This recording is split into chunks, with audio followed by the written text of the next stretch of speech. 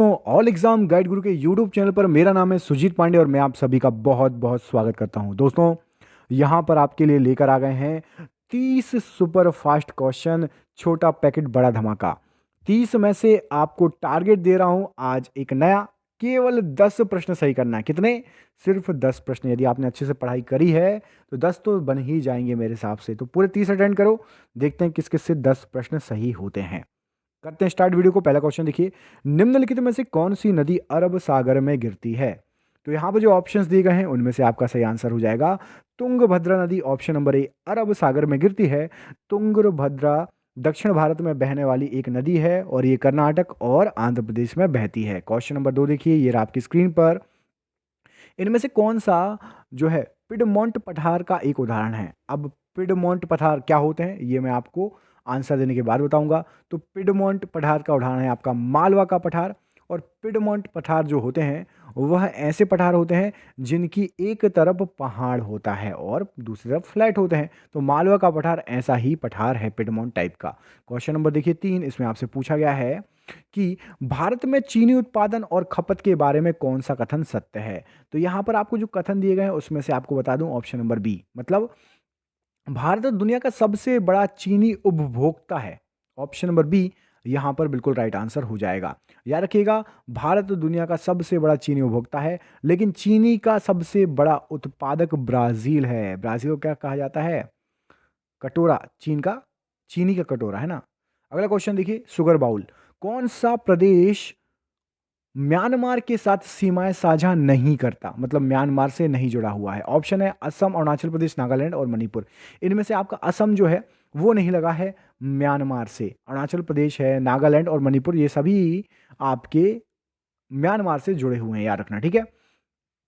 अगला क्वेश्चन देखिए, ये रहा आपकी स्क्रीन पर। इसमें पूछा गया है आपसे, क्षमता के आधार पर भारत का सबसे बड़ा परमाणु ऊर्जा केंद्र कौन सा है? तो सबसे बड़ा परमाणु ऊर्जा केंद्र तारापुर परमाणु ऊर्जा केंद्र महाराष्ट्र का है। आपको बता दें 1400 मेगावाट की क्षमता है इसकी। कितनी? 1400 मेगावाट की। अगला क्वेश्चन देखिए, इसमें पूछा गया है आपसे, मेघालय राज्य की स्थापना कब हुई? तो मेघालय राज्य की स्थापना 1972 में हुई है। आपको बता दें कि 21 जनवरी 1972 को इसकी स्थापना हुई थी। इस उपलक्ष्य में पूरे प्रदेश में मेघालय दिवस मनाया जाता है। आपको कमेंट करके बताना है मध्य प्रदेश की स्थापना दिवस। मध्य प्रदेश, हृदय प्रदेश, बीच वाला प्रदेश आपके पूरे देश का। कमेंट बॉक्स में कमेंट करके बताइए कब हुआ था मध्य प्रदेश स्थापित, कौन सा दिवस है स्थापना दिवस। अमरकंटक की पहाड़ियों से कौन सी नदी निकलती है? जो ऑप्शंस दिए गए हैं उसमें से आपकी नर्मदा नदी अमरकंटक की पहाड़ियों से निकलती है। ऑप्शन नंबर डी सही आंसर हो जाएगा। आपको बता दें अमरकंटक की पहाड़ियों से नर्मदा के साथ साथ सोन नदी भी निकलती है। सोन नदी जाके गंगा में मिल जाती है पटना के निकट, ठीक है। और नर्मदा नदी भी निकलती है। बेतवा नदी निकलती है, जो ऑप्शन में दिया है ए में, वो निकलती है विंध्याचल की पहाड़ियों से। ताप्ती नदी निकलती है सतपुड़ा पहाड़ के, सतपुड़ा से। अगला क्वेश्चन देखिए, तुम्मलपल्ली खदान जिसमें विश्व का सबसे बड़ा यूरेनियम भंडार माना जाता है किस राज्य में स्थित है? तुम्बलपल्ली नाम से समझ आ रहा है साउथ का है, लेकिन आपको ऑप्शन में भी सब साउथ के दिए हैं, कर्नाटक, आंध्र, तमिल और केरल। सही आंसर है आपका आंध्र प्रदेश में तुम्बलपल्ली खदान है। अगला क्वेश्चन देखिए, ये आपकी स्क्रीन पर, इसमें आपसे पूछा गया है, निम्नलिखित में से क्या बिहार के सासाराम और रोहतास से राजस्थान के चित्तौड़गढ़ तक फैला हुआ है? तो बिहार के सासाराम से चित्तौड़गढ़ तक फैला हुआ है आपका विंध्य श्रेणी। ऑप्शन नंबर बी विंध्य श्रेणी सही आंसर है। क्वेश्चन नंबर देखिए 10, इसमें पूछा गया है जरावा और सेंतीलीज जनजातियां भारत के किस राज्य या केंद्र शासित प्रदेश में पाई जाती हैं? तो ये दोनों जनजातियां अंडमान और Nicobar, option number A Andaman और निकोबार में पाई जाती हैं। बढ़ते हैं क्वेश्चन नंबर 11 की तरफ। इसमें पूछा है spice and oil seed exchange किस स्थान पर है? तो ये जो है आपका ऑप्शन नंबर बी सांगली में है। क्वेश्चन नंबर देखिए 12, इसमें आपसे पूछा गया है 12 में कि निम्नलिखित कथनों का अवलोकन करो और इन कथनों में से आपका इनमें से उपरोक्त में से कौन सा सही है? एक है लघु सिंचाई परियोजना, मध्यम सिंचाई परियोजना और बृहद सिंचाई परियोजना। तो आपको बता दें इसमें से आपका ऑप्शन नंबर सी सही है, मतलब जो है लघु सिंचाई परियोजना 2000 हेक्टेयर से कम सीसीए, मध्यम वाली है 2000 से 10,000 हेक्टेयर से कम सीसीए और बृहद सिंचाई परियोजना है 10,000 हेक्टेयर से अधिक सीसीए, ठीक है। अगला क्वेश्चन देखिए, ये रहा आपकी स्क्रीन पर। ओएनजीसी का पलटाना प्रोजेक्ट किस राज्य में है? तो ONGC का पलटाना प्रोजेक्ट त्रिपुरा में है, याद रखिएगा। अगला क्वेश्चन देखिए, निम्नलिखित में से किस राज्य का जनसंख्या घनत्व सर्वाधिक है? यहां पर जो ऑप्शन दिए गए हैं आपको, महाराष्ट्र, बिहार, पश्चिम बंगाल, उत्तर प्रदेश में से बिहार का जनसंख्या घनत्व सर्वाधिक है। ऑप्शन नंबर बी सही आंसर हो जाएगा। ये 2011 की जनगणना के अनुसार है। अगला क्वेश्चन देखिए, पूर्वी भारत में दामोदर घाटी, सोन नदी घाटी और राजमहल पहाड़ियां किस चीज के भंडार के लिए फेमस है? कौन कौन सी? पूर्वी दामोदर घाटी, सोन घाटी और राजमहल पहाड़ियां, ये जो तीनों हैं ये आपकी गोंडवाना सिस्टम चट्टाने के लिए फेमस है। Option number C Gondwana system चट्टाने राइट आंसर है। भारत के किस राज्य में समुद्री सीमा सबसे अधिक है?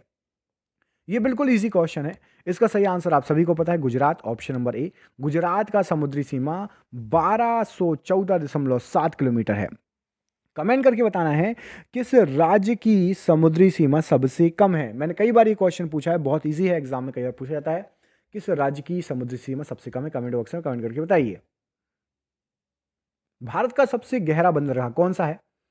तो ये क्वेश्चन भी कई बार आ चुका है। तो आपका गंगावाराम बंदरगाह भारत का सबसे गहरा बंदरगाह है। ये आंध्र प्रदेश में स्थित है और ये 2009 में खुला था ये बंदरगाह। अगला क्वेश्चन देखिए, जोक, इब, ओंग और तेल नदियां किन नदी की सहायक नदी हैं? क्या क्या नाम है? जोंक, इब, ओंग और तेल, ये सभी जो नदियां हैं ये महानदी की सहायक नदी हैं। Option number C Mahanadi right answer है। अगला क्वेश्चन देखिए, क्वेश्चन नंबर 19, इसमें पूछा गया है आपसे, निम्नलिखित में से किस तेल उत्पादक देश से भारत अपनी आवश्यकता का 20 से 25% हिस्सा प्राप्त करता है?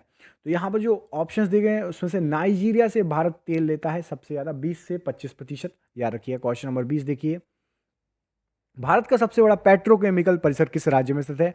तो भारत का सबसे बड़ा पेट्रोकेमिकल है गुजरात में, गुजरात के जामनगर में स्थित है। जामनगर तेल शोधन कारखाना सबसे बड़ा पेट्रोकेमिकल परिसर है, याद रखिएगा। ठीक है, अगला क्वेश्चन देखिए, भारत में संगमरमर का कौन सा प्रकार पाया जाता है? तो मोस्टली भारत में संगमरमर का मकराना प्रकार पाया जाता है। ऑप्शन नंबर ए मकराना प्रकार राइट आंसर हो जाएगा। राजस्थान में मिलता है सबसे ज्यादा। ठीक है, ताजमहल में भी इसी का उपयोग हुआ है। मकराना मार्बल का उपयोग ताजमहल में भी किया गया है, याद रखिएगा। अगला क्वेश्चन है, निम्नलिखित में से तमिलनाडु की किस स्थान को विश्व का सबसे बड़ा हल्दी उत्पादक राज्य माना जाता है? हल्दी उत्पादक जगह मानी जाती है। नाम है तमिलनाडु राज्य का और जगह है आपकी इरोड। इरोड में सबसे ज्यादा हल्दी होती है, याद रखना। इरोड हल्दी के लिए प्रमुख स्थान माना जाता है। क्वेश्चन नंबर देखिए 23, इसमें आपसे पूछा गया है, एकीकृत तटीय क्षेत्र प्रबंधन प्रोजेक्ट में कौन सी एजेंसी भारत की सहायता कर रही है?